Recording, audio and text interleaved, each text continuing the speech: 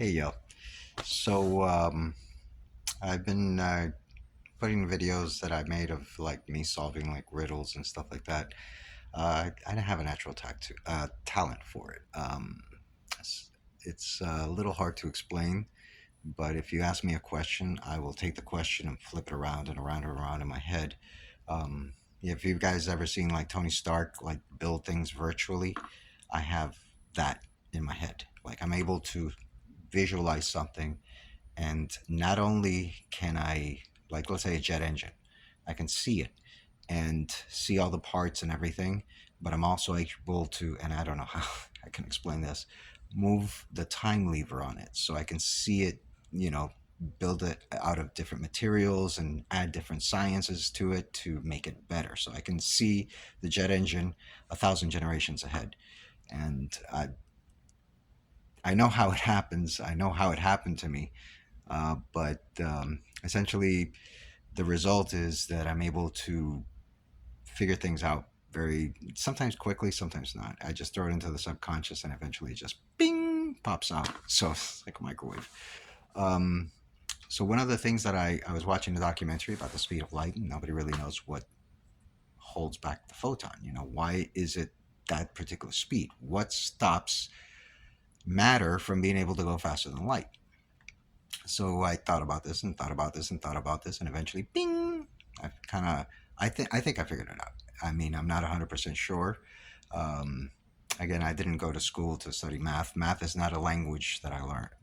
So, math is probably the most complex human language, but it is a human language. There's no doubt about it. And I can break down math in what one question. Define one. What is one?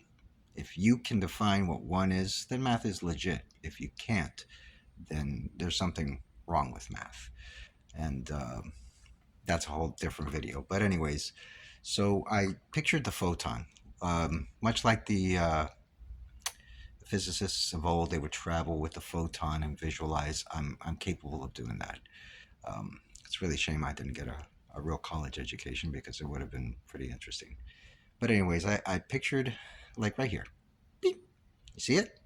Little photon? Okay. So let's substitute this photon with an atom, okay? Just to make it a little bit more interesting. But it'll work on a photon as well. So if you take an atom, now according to what I understand, this atom cannot travel at the speed of light because it would take all the energy of the universe, all the mass of the universe to be able to get this thing to go faster than light. So it got me thinking. I was like, okay, I remember somewhere in some documentary that it said that the Andromeda Galaxy was exerting a gravitational force on me. So everything in the universe has some kind of a weak, or you know, you can calculate how much force everything in the universe is exerting on me, on my body, on your body, on this little atom. Beep. See it? Okay. So my question is, on the photon or the atom traveling at close to C or at C, has anybody calculated how much gravity the whole universe is exerting on this little thing? Do you understand what I'm saying? Like, in other words, if it takes all the mass of the universe to get an atom to go faster than light, then wouldn't that mean that all that gravitational pull from the universe is what's actually slowing it down? That's why you need more mass than the universe itself, because all that gravitational force from the universe is affecting this. It's slowing it down. It limited it down to that particular speed. And I know people say that light has no mass, but it depends if it's in its wave form or particle form. And it's kind of bullshitty stuff to explain stuff. It's like Heisenberg principle. It's like we can know where it is, but not when it is. That's just lazy science. Of course you can. You just haven't figured it out, and you're like, well, it's impossible to figure out. That's arrogance. Um, just say, look, I don't know. All I can know is where it is and when it is, but maybe somebody will come up with the solution to where and when it is.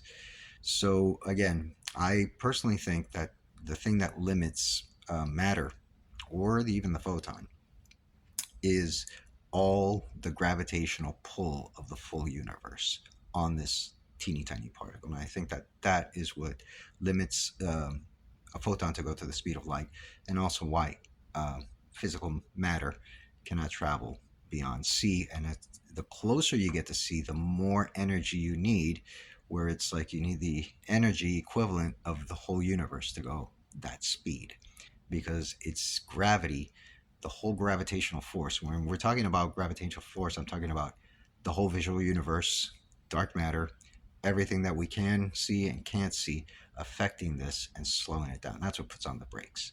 That's just my idea. Again, I can't write the equation for this, but if you think about it, it does kind of make sense. If everything is pulling on us, then everything is pulling on this, and that's what's slowing it down. That's why you need more mass than the universe itself, because the universe itself is the thing that's slowing it down. So hopefully, somebody will understand this and be like, "Holy crap! Maybe he did figure it out and could do the math for it and stuff." And oh, let's get a Nobel Prize. Peace.